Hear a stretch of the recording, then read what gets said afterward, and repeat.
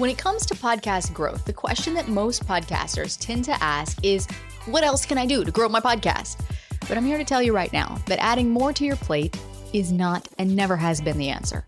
The better question to ask is, what can I stop doing? What can I take away so that I can double down on what's already working? And in this episode, I'm going to show you what I'm not doing to grow my podcast and what I am doing that's helped us to see up to 32% month-over-month growth for the show.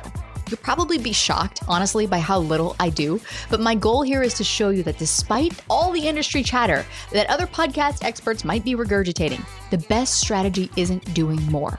It's doing less better. Welcome to Insider Secrets to a Top 100 podcast. I'm your host, Courtney Elmer. Let's make your business binge-worthy.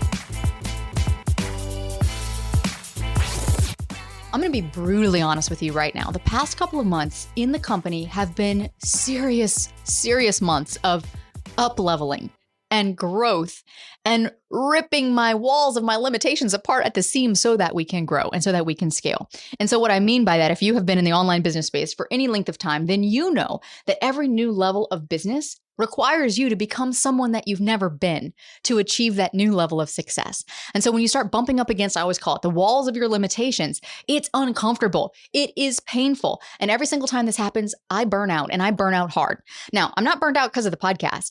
I recorded this episode that you're listening to 4 weeks ago, but I am burnt out in a big way in other areas of my business right now, mainly because my own pattern of overdoing and overcommitting is not going to allow me to grow beyond the level that I'm at unless I heal that pattern. So I am working in a big way and making a conscious effort to heal that pattern right now in multiple areas of my business. That said, though, early on in my podcasting journey, this pattern affected me a ton. I really did used to think that I had to be everywhere with the podcast, guesting on dozens and dozens of other shows and running ads and posting on social media every day and pitching myself for literally every relevant speaking engagement and virtual summit out there. But all it did was leave me exhausted with no clear understanding of what was actually moving the needle. And what was so funny and so ironic and so frustrating about all of this was that I was doing all of these things and the podcast was growing at a snail's pace. A snail's pace. And so one day I just had like this wake-up call and I realized, hold on a minute, I am doing a lot of things for the podcast right now, but I wasn't actually making the podcast a priority. And there is a very important distinction there. So don't miss it. Hit the skip back button, re-listen to what I just said. Because all that time that I spent trying to grow the podcast, what I was really saying was that all the energy and effort on the growth piece was more important to me than serving my listeners well. And that growing the podcast and getting more listeners was more important than serving my existing listeners well. And that was my first mistake. And I see this all the time with podcast hosts. They get so focused on the growth piece of it and why their show isn't growing and why it's growing so slow and why they're just working so hard and they're not seeing results. They forget the listeners they have. And that right there can cause a podcast to stagnate faster than anything else can. The other problem at the time, admittedly, was that my podcast was way too broad. It just didn't stand out enough. So what I did was I went out and I found a bluer ocean. So during this time where I was bumping up against the walls of my own limitations as it related to the podcast, I made the decision to scale back and to focus instead on just a few key things. And after a period of time, that's when we began to see steady month-over-month growth. The best part was that I was not constantly burnt out anymore trying to do it all. And look, I'm human, okay? There are times when I am definitely still tempted to add more to my plate. But then I remind myself there's no need to fix what's not actually broken. And that's the part a lot of podcasters miss. Is because they're trying to fix something that they maybe just haven't given enough time to work. And I see this happen a lot too. I see clients that we have worked with, who we are still actively working with, who have gone against all of the recommendations that they have paid us to help them with and completely change all the hard messaging work and positioning work that we have worked with them to do because they're so focused on getting results that they're not willing to give it enough time. And so they make changes too quickly. This is not the majority of students, but this has happened a couple of times and it blows my mind every time. So this is my challenge to you. If you have a podcast right now, or if you have been wanting to launch a podcast, but it's been that thing that's on the back burner and you're like, okay, one day when I have more time, well, guess what? More time is not going to magically appear on the calendar. More time is a choice, and it's something that you get to choose. So I'm going to challenge you today to stop doing something. If you have a podcast, stop doing something that you're doing right now to try to grow the thing. If you don't have a podcast, stop doing something in your business that isn't yielding an ROI for you so that you can free up that time to do a podcast. I know what I am saying right now goes completely against what literally every other podcast expert out there is preaching. Just about all of them. I do have one very close friend in the industry. Shout out to you, Alex Sanfilippo, who is also always talking about how it's not about doing more. And we're very like-minded in that sense. There are plenty of people out there who are teaching you how to streamline and automate things so that you can do more. There are people teaching how to systematize and how to outsource so that you can do more. There are people out there who are telling you use AI so you can save time and do more, and myriad strategies to grow. But basically, at the end of the day, all they're teaching you is how to do more. I'm here to teach you how to do less better. So here's what I am currently not doing to grow my show. I am not guesting on hundreds of other podcasts. It's a great strategy. I enjoy guesting, but I'm not doing it right now. I am not in Facebook groups every day or on LinkedIn in the comments trying to find new listeners and add value and answer relevant questions and then essentially drive traffic back to my podcast. Also a great strategy and a very underrated one that can be very effective, but I'm not doing that right now. I'm not even emailing my email list every week. And even when I am emailing my list consistently, I'm not promoting the podcast every week. And social media, while I do enjoy it when I have the bandwidth, I'm not posting on social media every day to drive traffic to my podcast.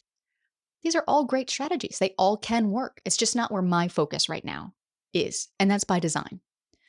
For me, here's what I am focused on. I am focused on producing 2 quality episodes for you once a week, writing 1 high-quality blog post for each episode, optimizing both the podcast and the blog for SEO, and staying 1 month ahead on our content calendar.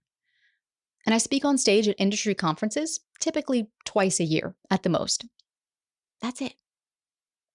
And honing in on these few things, first of all, it allows me to stay consistent with my content. A lot of times that's a big concern for a lot of podcasters who are like, I just don't know if I'm going to have the bandwidth to be able to produce episodes every week. Okay, stop doing something. Stop doing something.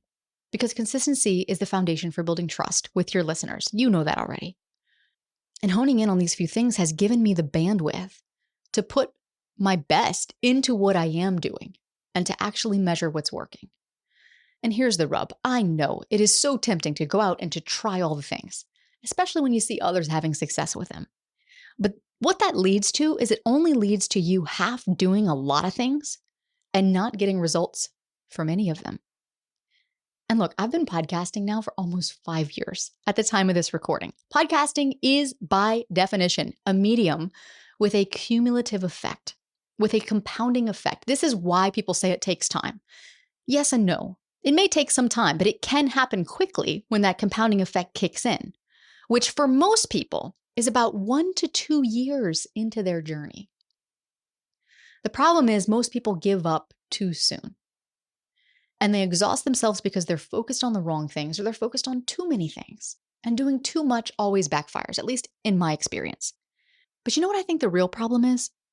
I think the real problem is that we as human beings are suspicious of what's simple. Complexity makes us feel important. That's ego. When your ego gets in the way, you lose. Because ultimately, what's more impactful? A complicated web of tasks that keeps you so busy but gets you nowhere, or a focused, intentional plan that actually helps you make progress and yields results? I have learned the hard way, believe me, that chasing complexity feels productive. It feels good because it makes us feel like we're somebody. But in reality, complexity is a distraction. When your ego insists that, oh, simple can't work, that's too simple, you're not only making things harder on yourself, you are actively blocking your progress. I want you to think of simplicity almost like something that's elegant, something that's clear It has precision. You know what moves the needle, and you're focused on what moves the needle.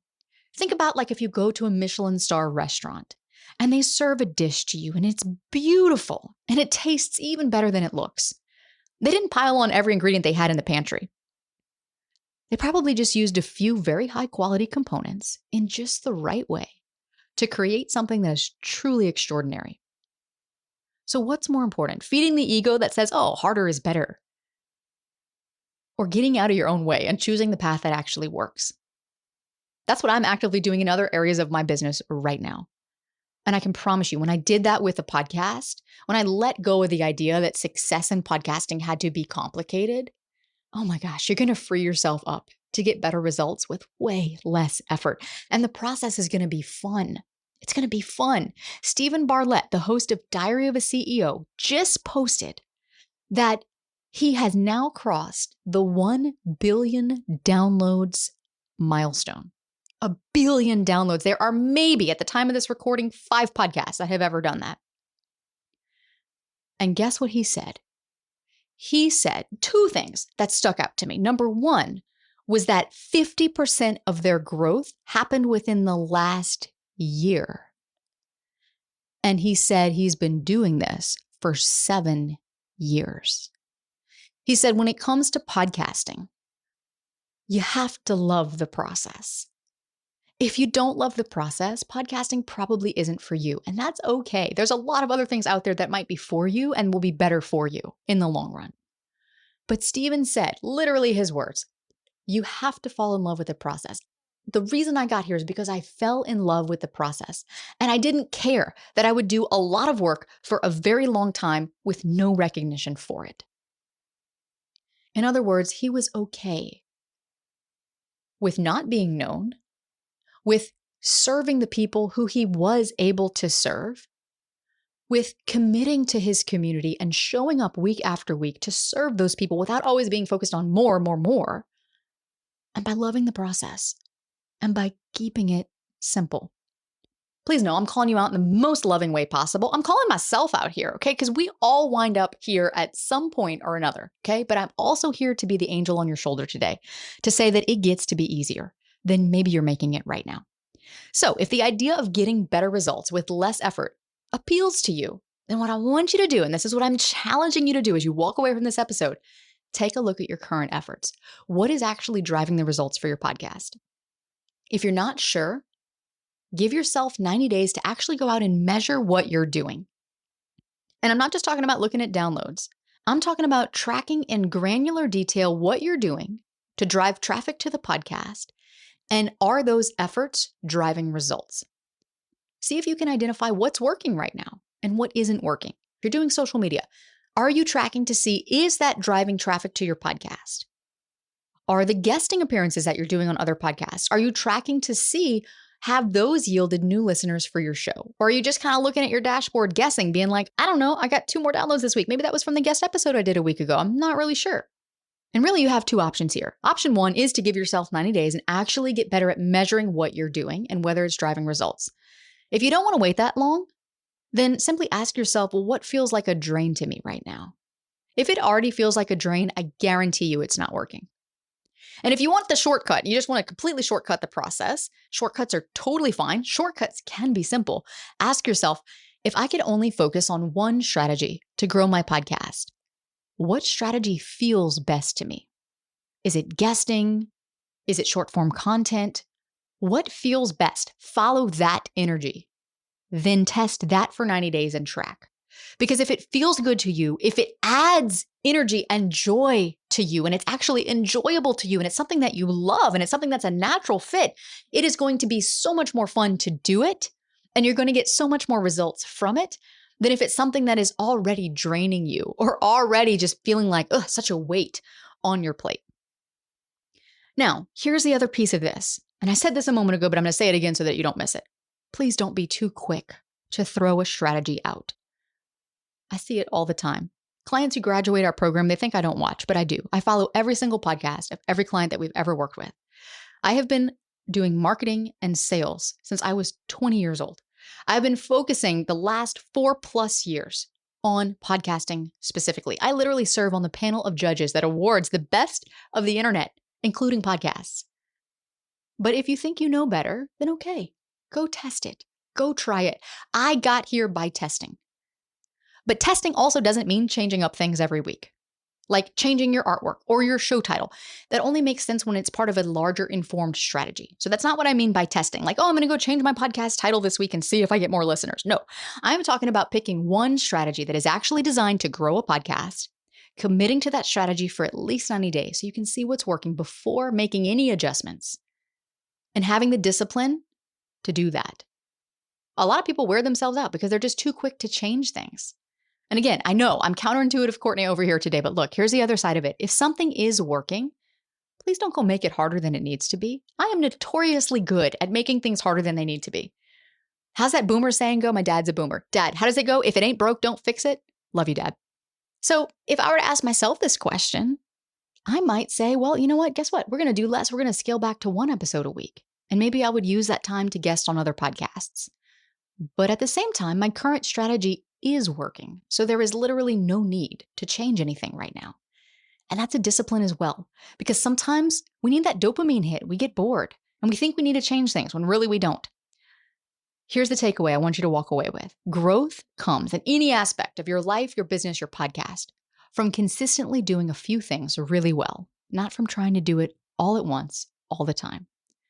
Where people get caught up in the weeds is the fact that what you should focus on looks different for everyone. And what works for one podcast might not work for another, and that's okay. That's why I said follow your energy, because what matters is finding, first of all, what works for you, sticking with it long enough to see results, and then only changing things if things need to be changed. So here's my question to you. What's one thing you can take off your plate in the next 90 days? And what's one thing that you can double down on? Do that for the next 90 days, then come see me and we'll talk. If you are still feeling stressed out and you're still not seeing results, because it could be that you don't have the right messaging or positioning in place, that you don't have the right foundation for growth, which is the ultimate root of a lot of podcast growth problems. But once you do have that in place, growth gets to be easy. You have to let it. And speaking of growth, the next episode is episode 300. What? Like, how? Okay, it is wild to me that we are nearly 300 episodes into this podcast. And I have planned a very special episode for you. And how fitting too that when I was looking at our production calendar, I'm like, this episode is going to air on Christmas Day. This is just almost too perfect.